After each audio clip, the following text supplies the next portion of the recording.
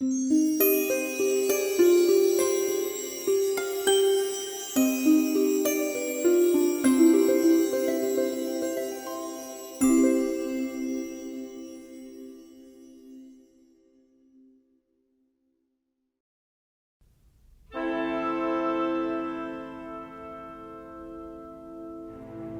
همیشه امیدوارم. اگر امید نباشه که زنده نیستیم. امید به همه چیز، واقعا نه فقط نقاشی. امید. امیدوارم دستم خوب بشه. ناامیدی اصلا نمیدونم یعنی چی.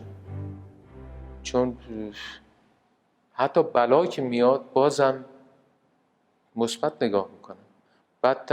بدترین چیزی که در زندگی من هست بیماری خانومم. ایشون واقعا این صدماتی که من هر لحظه وارد میشه، ولی ناامید نمیشم، چون اگر میتونم کمک میکنم.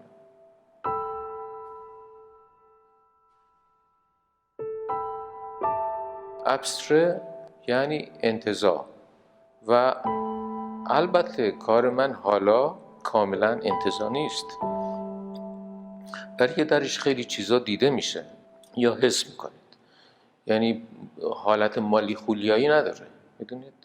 ولی هنر ابستره امروز چون جریان مد شده برای بعضی‌ها، خب چون فکر میکنن آسونه دنبالش میرن، فکر میکنن، ولی وقتی که توش گیر میکنن سخت‌ترین کاره. سختیش برای اینکه موضوعی نیست که بتونن با اون موضوع بازی بکنن. برای شما یک چیزی، فقط یک حاشیه برای شما توضیح میدم.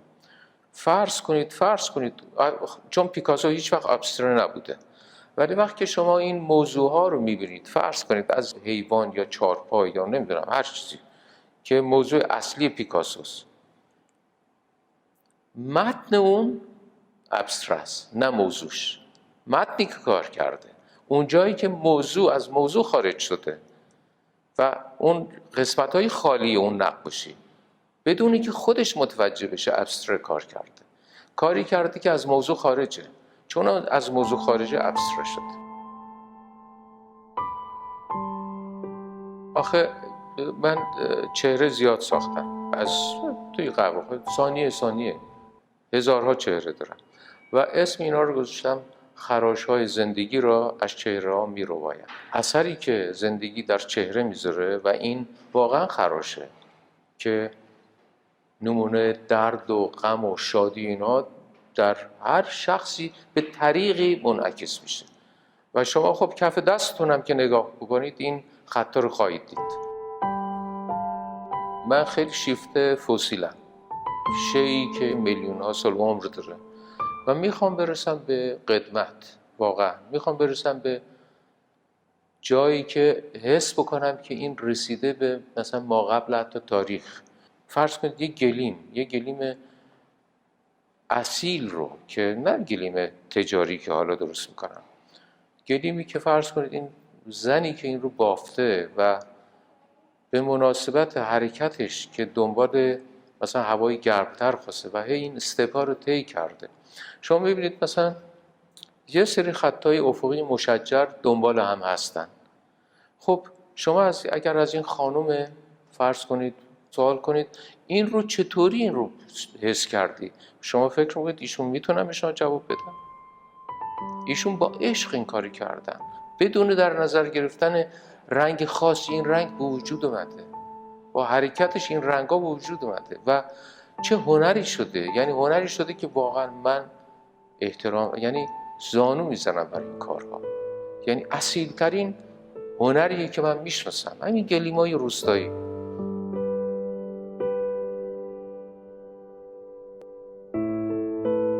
فکرشو بکنید یک جوجه گنجشک وقتی به دنیا میاد چطور نوک میزنه، این تخمو میشکافه و میاد بیرون و در تمام دنیا همین جریان اتفاق میفته.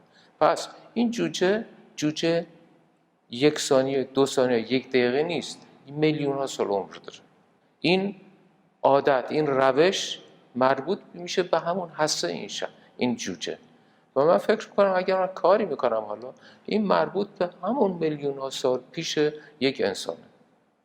نمیتونم بگم با فکر و یا دانش این کارو میکنم، نه، این واقعا پس کلم هست و پس کله همه ما هست. کارهایی میکنیم که اصلا آگاه نیستیم. فقط اگر آدم میخواد واقعا کلامی بگه باید فکر بکنه که کسی رو آزار نرسونه.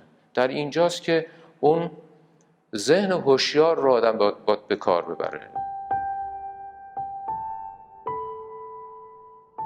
کسی که هنرمنده، فرض کنید چایکوفسکی یا بتهوون یا باخ، اینها رو میتونن آنالایز بکنن، میدونید، بررسی بکنن، دنبال بکنن و بعد حتی به روان اینها بپردازن. ولی میلیاردها آدم اومده در این دنیا و رفته با چه دردها و چه دنیاهای عجیب که ازش چیزی باقی نمونده. فقط این فرقه بین هنرمند و غیر هنرمند. چه هنرمند خودشو لو میده. مثلا میدونن که فرض کنید موزارت مرده، ولی میدونن چه کاره بوده. ولی در دوره موزارت میلیون‌ها آدم بودن، هیچ کس نمیدونه اینا کجا رفتن، چی شد. ولی من سالهای متمادی برای زندگی، روند زندگی، کار لوگو ساختم، گرافیک کار کردم. ولی وقتی که رفتم منزل، مثلا ساعت 6 بعد ظهر اینا، با تشنگی تا گاهی 4 صبح نقاشی کردم. نقاشی رو هیچ وقت در تمام زندگی برای پول نقاشی نکردم. حتی در تورنتو اون سالهای اول کارهای لوگوهای مثلا گاهی تجاری میگرفتم، یه لوگو که میساختم یه ماه راحت بودم دیگه، اون کافی بود برای من. ولی هیچ وقت سفارش، مثلا میدونید در پورتره سازی من میتونم بهترین پورتره رو یک سفارش نگرفتم که نقاشیمو فرض کنید وسیله بیزنس قرار بدم. همیشه در خفا کار کردن. کسی هم نفهمیده که این نقاشی‌ها برای پول اصلا کار نکرد. و پول واقعا این آکشن‌ها نقاشان جوان رو اشباح میکنه، شدیداً اشباح میکنه. شما ببینید من ماشینم که در اونجا میرونم 15 سال است، یعنی مال 2000. در رو پیکرش هم داره کم کم زنگ میزنه. پسر کوچیکم بارها گفته که بابا چرا ماشین تو عوض نمی‌کنی؟ کهنه شده. میگه خب خودم هم کهنه شدم. واقعا؟ و این دوست منه، خاطره دارم، باهاش زندگی میکنم، راه میره، موتورش هم فوق العاده است، اذیت نمیشم، چرا عوض بکنم؟ حالا وسوسه زندگی. من آدم شیک پوشی نیستم و زندگی شبانه ندارم، زندگی اجتماعی اونچنانی ندارم، خرجی هم ندارم. 2 تا کار در سال فروش بره کافی، واقعا کافی، چیزی نمیخوام و پول زیاد نمیدونم باید چی کار بکنم.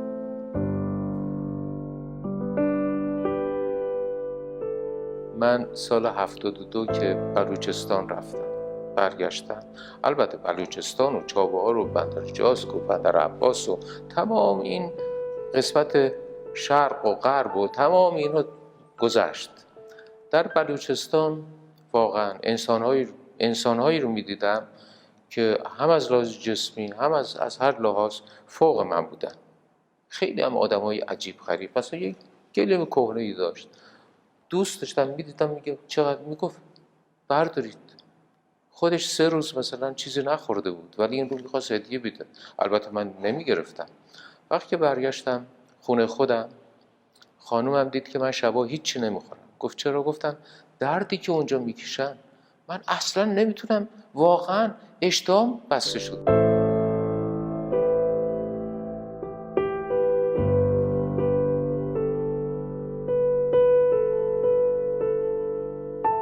موسیقی رو چرا دوست دارم؟ فرض کنید یک قطعه‌ای هست که منو تکون میده، سال هاست. سمفونی شماره 7 بتهوون، قسمت آلگرتو. شما این رو میرید توی چیز گوش میدید. من این رو با هیچ کس نمیدونم نصف کنم، تقسیم کنم، باید حتما تنها باشم و صدای یعنی والیوم رو ببرم بالا، نه زیاد بالا، و ببینم این شخص، هر بار گوش میدم ببینم این شخص چقدر زندگی کرده و این نوسانات و این ارتشاعات از کجا آمده و این چطوری تحمل کرده، واقعا چطوری تحمل کرده این همه درد رو که شامل شادی هم هست توش. وقتی شما این رو میبینید، بتهوون شیفته محیطش بوده، گرفته، ولی این جهانی شده. بعد از چندین قرن اومده یه شخص رو تحت تاثیر قرار داده. ولی اگر ایشون ساز و دنبک و فلان رو می آورد اونجا میزد، این تاثیر نداشت. باید وسعت دیدش بزرگ باشه، بره افق رو بشکافه، بره دور. هنر یه چیز مبهمیه. میدونید که واقعا اگر کسی اون شعور هنری داشته باشه و بعد شیوه هنری داشته باشه، اون مهمترین قسمت هنر. چون یک هنرمند اگه شیوه نداشته باشه، شیوه خاص خودش نداشته باشه، اگر فرض کنید زیباترین تابلو هم بسازه، باز به عقیده من اون ارزش هنرش یه خورده کم میشه. باید شیوه داشت در هر چیزی، حتی انسان در رفتارش باید شیوه داشته باشه. شما سوال میکنید هنر چیست؟ اینجا خیلی سوال بسیار پیچیده‌ایه، چون هنر در هر جایی هست. حتی هنر در خوردن هم هست، در راه رفتن هم هست، در لباس پوشیدن هنره، در هر چیزی.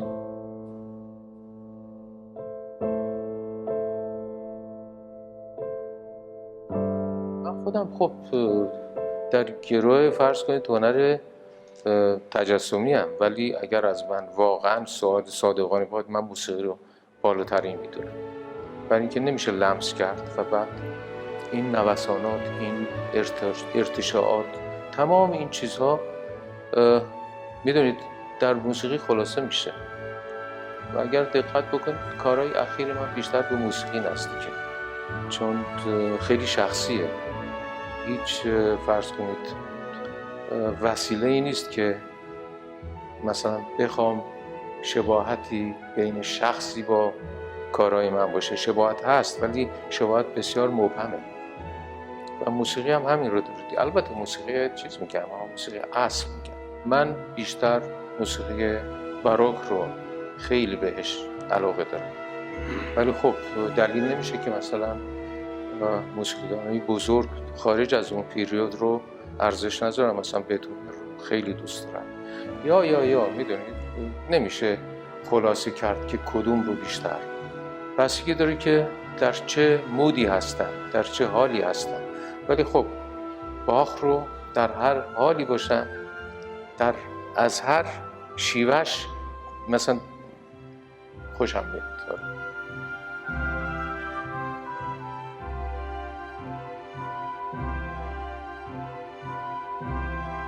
من گاهی تدریس میکنم، میدونید من سالی چند هفته به شاگردام همیشه توصیه میکنم که شما باید، یعنی کاری میکنم که بچگیشون رو بیارم برای امروز، زندگی امروز. اگر آدم اون زلال بودن بچگی رو نداشته باشه نمیتونه خلق بکنه اصلا.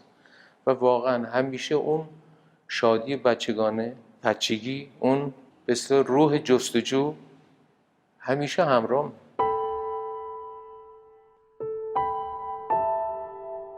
اگر کار میکنم مثل این دستمال کاغذیا، اینها رو توی هواپیما میکشم، توی ترن میکشم، در فرض کنید مهمانی‌ها یه گوشه مخفیانه میکشم، اینها هست. ولی وقتی میخوام یه اثری بسازم در استودیوی خودم، لازمه که باتریمو چارج بکنم.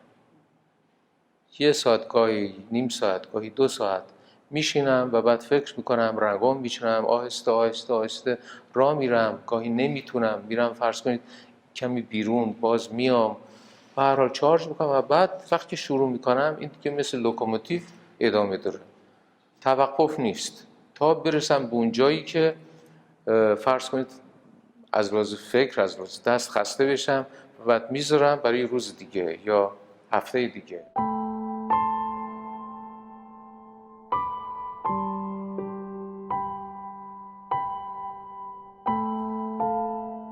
آسونترین مدیومه برای من، برای اینکه من یک عالمه طراحی دارم که در دفترچه یادداشتام هست.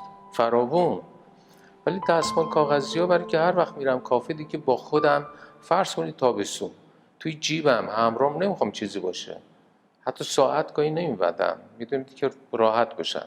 و وسیله‌ای که هست اونجا این دستمال کاغذی هست، برمیدارم بدون اینکه بخوام. میدونید وقتی میرم یه قهوه بخورم میرم میشم و بعد کم کم این دستمال کاغذها هی انباشته میشه، هی کار میکنم و اینها چون آسونه و بعد توی دفترچه نیست و بعد هیچ وقت فکر نمیکنم که این مثلا خراب بشه، خب باید پاره بکنم. دستمال کاغذی اگه خراب بشه دور میندازم، ولی تا یادداشت دفترچه یادداشت رو پاره بکنم، درسته؟ و این پاره کردن و نمیدونم این چیزا من یه مقدار آزار میده که چرا مثلا این دفترچه رو ناقص کردم. به این صورت اصلا ابدا هیچ بهانه‌ای نیست، یا اینکه انتخاب نیست، انتخاب شده است. فرق داره با این. و اگر شما سوال بکنید که مثلا از اون تاریخ تا حالا این تحولات یا این تغییرات شما یه قسمت شو دیدید، یعنی یک ممکنه هزارم تغییرات رو دیدید. شما یه تشریف برید مثلا حالا در محل زندگی من میبینید که یک عالمه کار ما بین این کارها هست که باز مثلا از لحاظ رنگ، از لحاظ ترکیب با هم متفاوته، ولی از لحاظ اون به اصطلاح جوهر همش یکه، هیچ فرقی نداره. شما حتی این خطا رو میتونید در کارهای مثلا 60 سال من هم ببینید. من که آینده رو نمیشناسم، چون من در زمان حال زندگی میکنم، اصلا فکر ماندگاری یعنی چه؟ میدونید؟ کار میکنم، زندگی میکنم، لذت میبرم. میدونید؟ مثل راه رفتن، شما که راه میرید نمیدونید که 100 قدم دیگه چی میشه، ولی حرکت میکنید. ماندگاری به عقیده من خیلی خیلی مضر آدم این فکر رو بکنه. برای که یعنی چه اصلا؟ یعنی سرمایه گذاری؟ من که اهل این کارا نیستم. اصلا نمیدونم. پرنده‌ای که پرواز میکنه، فرض کنید پروانه‌ای که یک روز زندگی میکنه، مگر فکر ماندگاری میکنه؟ ما هم جزء همین طبیعتیم، جزء همین موجوداتیم. راحت، وقتی آدم راحت بال میزنه، اصلا فکر ماندگاری یعنی چه؟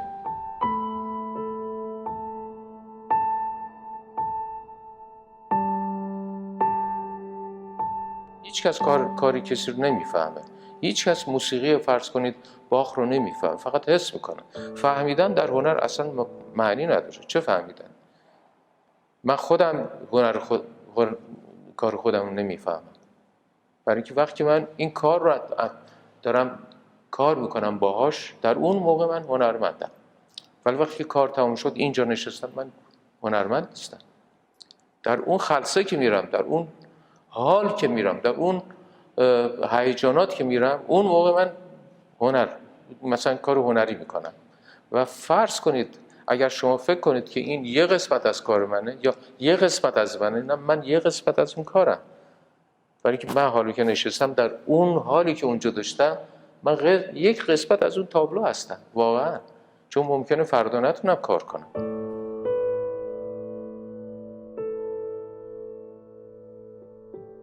من واقعا اگر فکر کنم موفق شدم، اون آخرین نقطه‌ای که من با تموم شدم. ببینید این همه دارم کلنجار میرم که برسم به اون جایی که دلم میخواد و هیچ وقت نمیرسم.